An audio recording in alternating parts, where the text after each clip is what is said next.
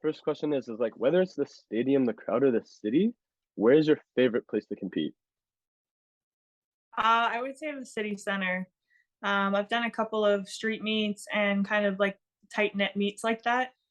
It's just a whole different atmosphere. Like instead of taking people and bringing them to the track, you have people and we're bringing track to them, which is really neat. So they're just out, enjoying their evening and they catch, I feel like you catch a few new spectators. But Zurich was the coolest one that I've been to by far, considering like the level of track that they brought to the city center. Like they built a 500-meter track around everything. There was grandstands. It felt like a small stadium just in the city.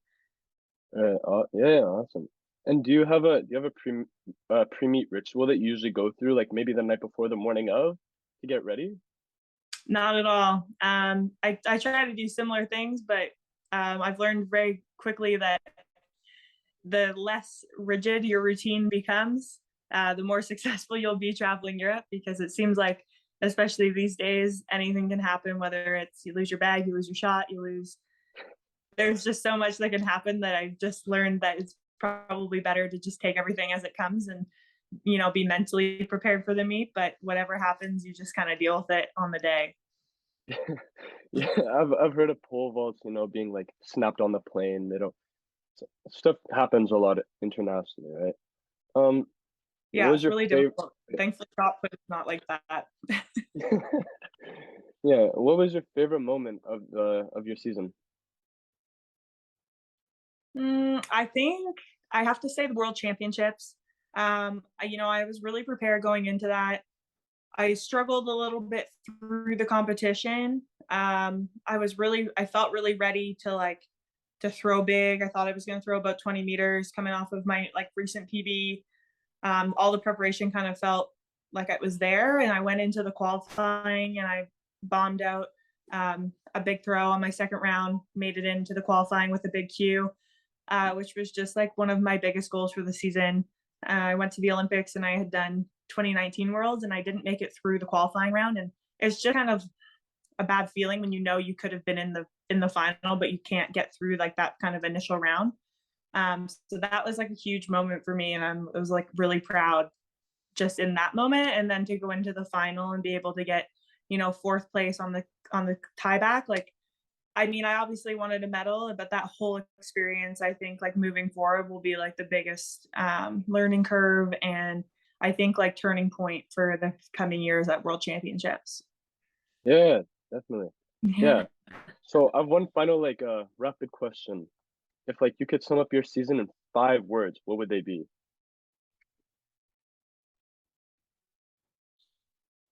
It's been a dream, I would say.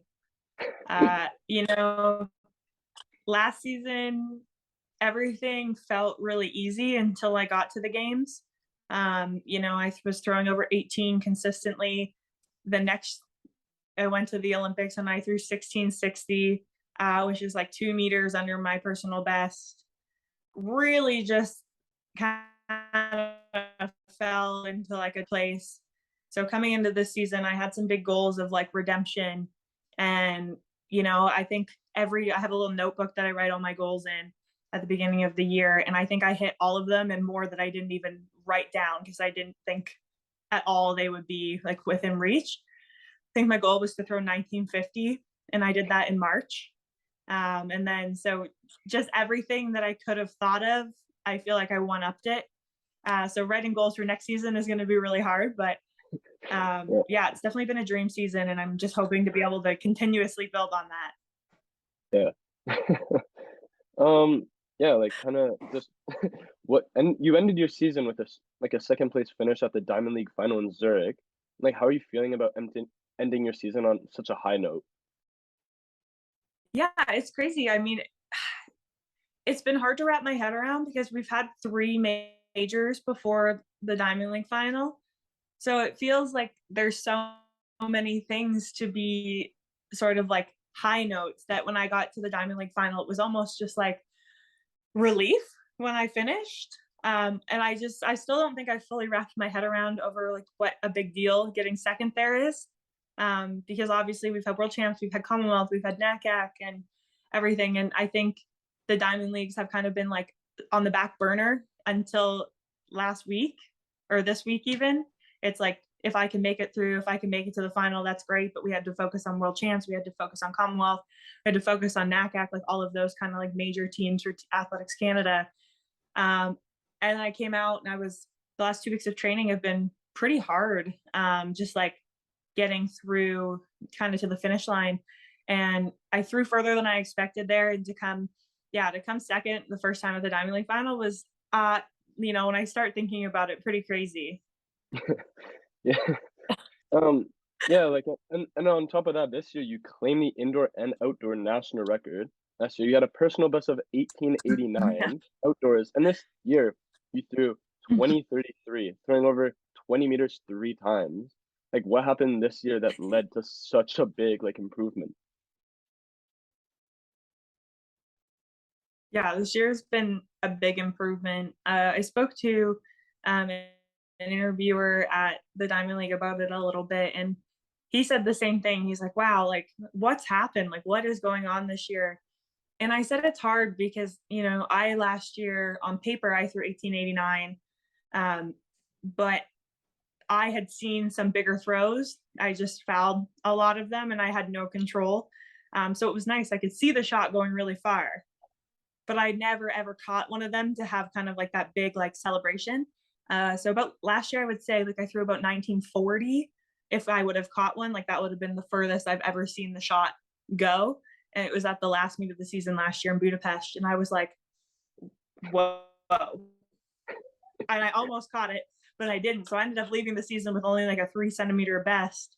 And Mhm. so this year, I think like I obviously got better indoors. I gained a lot more control, but so I already had that kind of bottom line capacity to throw like 1940. And so I gained it, but it just looks like such a big increase, which is, I mean, really cool on paper. And I mean, it draws a lot of attention, but yeah, it was really cool. It was almost like I was just loading this really big like base phase last year, and it all just kind of clicked this year. Yeah. And like, so I watch the circuit quite a bit, and while watching the circuit, I see that in the women's shot put, there seems to be some like camaraderie between all the women. Uh, like what, and it's kind of similar to the men's pole vault, but what like sets shot put aside from all the other like events that makes that camaraderie happen? Yeah, I think it's the girls and I like we definitely like we want to be out there having fun. Like we know we've talked about it a little bit, and it's everyone has better competitions when we're throwing far. Women's shot put doesn't necessarily always get enough like attention. Usually, we're like the first event of the Diamond League that day, so we're usually throwing like a couple hours earlier.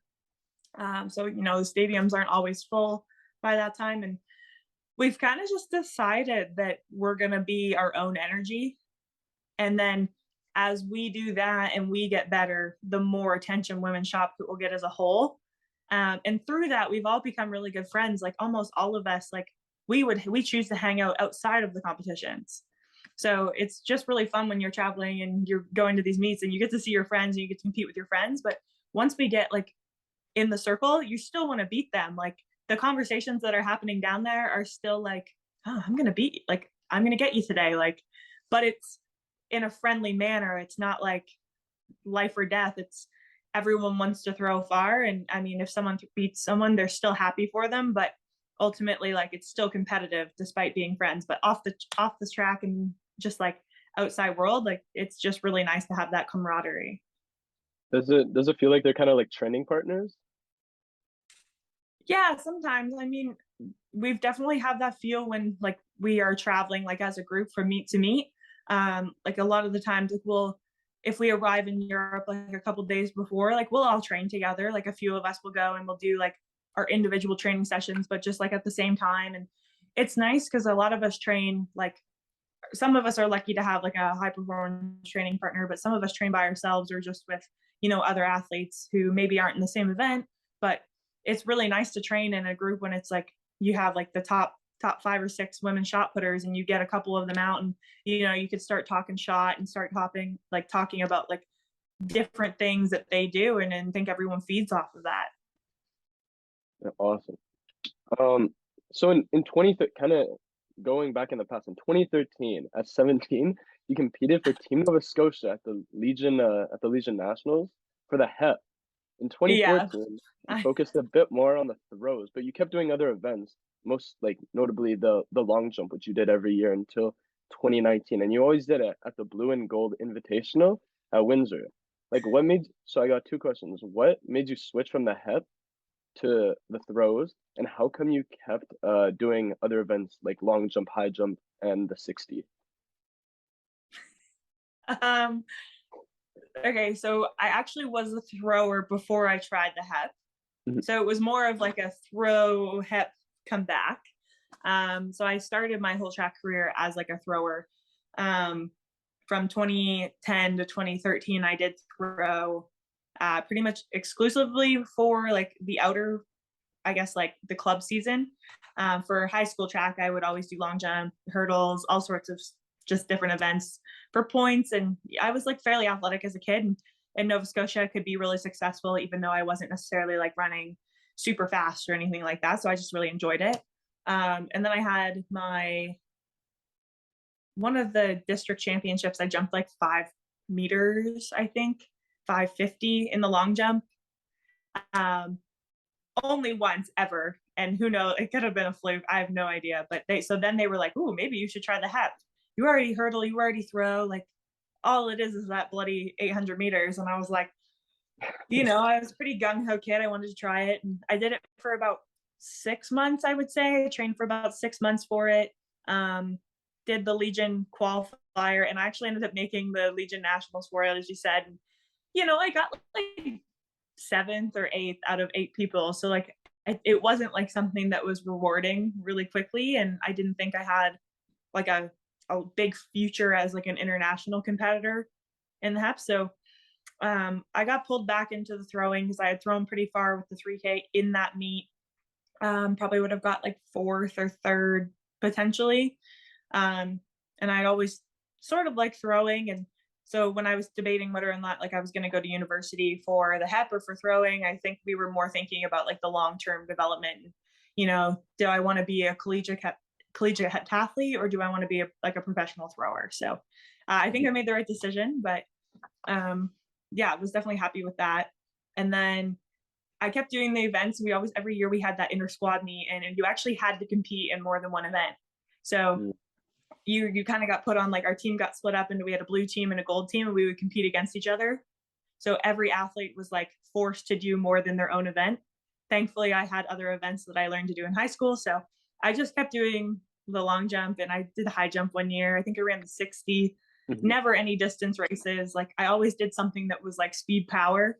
I mean, we do some sprinting in uh, shot put, like nothing serious, like a 60 meter really. But I mean, it's over in 8 or 9 seconds. So it could really like, wasn't really going to affect my training. And it's always fun to see kind of like where you stack up. But yeah, it was always just like a really fun day. You get dressed up in these outfits and you compete in these silly events. Like one of my teammates ran, I think it was a 3,000 meters in a Pikachu onesie. So just like that kind of vibe, just for fun. Yeah. Do you ever like do long jump for fun now or not anymore? Not anymore, no. No, I think like the deeper I've gotten into shot put, the less I do other events. But we still use like, we'll do like standing long jumps, triple broad jumps, and testing, and we do a lot of like dynamic training in the jumps, but never in a competition. Mhm. Yeah. Yeah. And in 20 a bit more in the future from 2013. In 2015, you made your first national team going to the Pan Am Juniors in Edmonton and like just narrowly missing the qualification for the 2013 and 2014 World Champs. Like, if you could give yourself one message as from now to a 17 or 18-year-old Sarah Mitton, what piece of advice would you give yourself?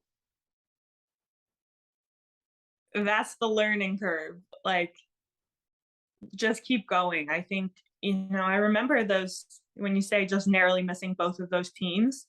I was a Nova Scotia athlete. We had obviously fewer opportunities to compete. Track and field just isn't quite as big in on the East Coast, and it's growing, I think. But when I was younger, it was like you had a couple of opportunities in the summer to compete, kind of for those opportunities after school. And I remember my last chance at both of those, and I threw just, it was like both years, it was about 10 centimeters or 11 centimeters, maybe 20 centimeters max under like what it would have taken me to qualify for like the World Juniors or the World, I don't remember what the other one was. And I missed both of them. And I remember every year kind of being like super defeated. Like I worked really hard, and then I missed it. And thankfully, I have like a really good support team, like my mom and my parents, and my track coach at the time was just like, no biggie, we're gonna get the next one. Like we're gonna figure it out. And then in 2015, like you said, like I did finally make it, and I went and I got to go to the maybe my first national team, and I got fourth. So like that was a nice kind of like I would say a little gift for the brain. Like I was like, wow, I finally made a national team, and then you kind of get like rejuvenated and keep pushing forward. But yeah, it would definitely be to just keep going. I mean, all of those experiences are learning curves. You don't need to compete at the international level like young, I think, to be successful when you're older, but learning curve of like banking all of those experiences can really help you obviously like get to the international level quicker. Yeah, I think that's something that can apply to like everyone. I think everyone gets like loses sight, thinks they have to make these national teams at a super young age just to be good and you know have a future career in track and field. Yeah, it's hard. I think some of us are just late bloomers. I mean, there are some events that you just can't like jump into and be really good at like 1 or 2 years in. Like some events require like, I mean, for shot put specifically, like such technical and like a strength component that when you're that young, you can't really have that. It's usually just kind of like there are some people who thrive on that scene because they're just bigger than everybody else at the time, and then they don't end up being professional throwers. And same thing with other events, like even like pole vault. Some of the events are just so technical that if you're not quite there yet, like you can still get there if you don't make them. But it's hard when you see like all these other athletes making it, and you're like, it's almost like you want to be in that club, and it's hard when you keep missing it. But it's not a necessity, and if you keep pushing, like I think you can still get there. Hmm. Yeah, I think yeah, it applies to everybody, right? It's a Yes. great message for like people my age going into university who, you know, might still have a chance to get on the national teams at a young age. So looking at now, do you plan on joining the Canadian Track and Field League as a core athlete for the Bears next year, maybe? I think Quinn already asked me this. I mean, I competed in one of the prelim meets this year. I think I told him it depends on when the final is. I mean, next season is pretty open. This year was like insane with all of like Worlds being in July, and like I said, just the three majors and the Diamond Leagues. But next year, Worlds isn't until August, so we're going to be competing, like for myself at least, like I'm going to be competing all through July and all through June probably anyway. So, I mean, it's not out of the question for me. I think I would just need to see the dates to be able to make it work. Um, I think it would be great. I mean, Quinn messaged me about the Canadian Track and Field League. I think it was in February. And I was like, I pulled open the message and I was like, oh my God, this seems cool. And like immediately like messaged him back and I was like, I want to be a part of this. Like, I think track and field in Canada, there's such a big opportunity still to grow. And I think the Canadian Track and Field League can be that. So, I mean, any way that I can be a part of that. And, you know, I mean, I had a lot of fun competing at those meets this year. So, yeah, I just would love to see it grow into something really special for especially, you know, that developmental age, even just being able to get more meets out here, being able to get more people involved in like high level track and field sooner. Hmm. Yeah, I think it's a really cool thing, you know, having teams and like people compete on the same team, and you might not know these people, but you show up to meets and you're kind of representing the same team. You have a feeling of like, hey, I know you kind of. Yeah, definitely. I mean, it was cool. I did the one in London and I came in, of course I missed, I think it was the second one, so I didn't go to the first one, and I watched the draft, of course. I like got to see who was on my team. And then I'm like walking around and races are going and I had no idea who some of the people were, of course. Like we've never met and they've never met me. Um, but I'd be like rooting for them, of course, because they're on my team, which I think is special. Like any other time I'd be like, oh, I don't know anyone in that race. and kind of like walk on. Like sometimes I watch, of course, but it was like a special connection. It's like, I don't really know you, but like, go, you're on our team. Like, I think everybody had that because it's hard. Like, track and field is this really big sport. I mean, there's so many athletes, and which is awesome, but it's so hard to know everyone. So when you can just like know someone because they're on your team and you can root for people that way, I think that's, a different way to kind of get engagement in the sport. Yeah, yeah, it's really cool. It's really cool. Yeah, hopefully it continues. I know Quinn wants it to continue, definitely. Yeah, he's Now, determined to make it work, I think. yeah, he knows what he's doing. Um, Yeah. and now that your season's over, do you have any plans for the off season, whether it's returning home or like traveling a bit? Traveling a lot, I would say. I actually leave this tomorrow morning at like 3 a.m. I'm gonna go to Cuba for the week, and then I come home for about a day and a half, and then I'm gonna travel to Hawaii for 2 weeks for vacation, and then when I get back, my off season is over, and I'll go right back to throwing. That does sound like an awesome off season, though. Yeah, I'm looking forward to it. I think it's going to be pretty hectic. And my coach had joked, he's like, I can't give you any more time off because you're just going to keep traveling and you're going to be tired when you get back. But, um, we get to travel all over the world, like to throw a ball, but sometimes I don't get to see as much as I want. So it's given me the opportunity to see places that I want to go. And um, I'm trying to take advantage of that when I can. So yeah, being able to go to Cuba and Hawaii and just relax a little bit and adventure, I think will be really refreshing and then come back and get back to work. Yeah. And final question: do you have any like big plans for next year? Whether it's a goal, a meet you want to go to, anything really? Yeah. I just finished like 2 days ago, and it's hard to say that I haven't been thinking about next year already. Um, you know, I've learned this year that sometimes speaking goals into existence happens. It was like 2 days before nationals. I'd never thrown 20 meters in my life. I've never thrown more than like 1950 at a meet. Of course, like at practice, I barely throw 19.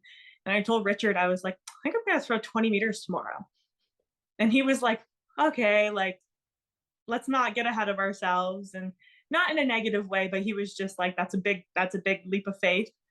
And I got in the circle line through 20 meters. And I've done it a couple times now. And, that feeling is, I still think there's more there. And I think my big goal for next year is I want to throw 21 meters, which would be just like, um, that's a huge throw in women's shot put.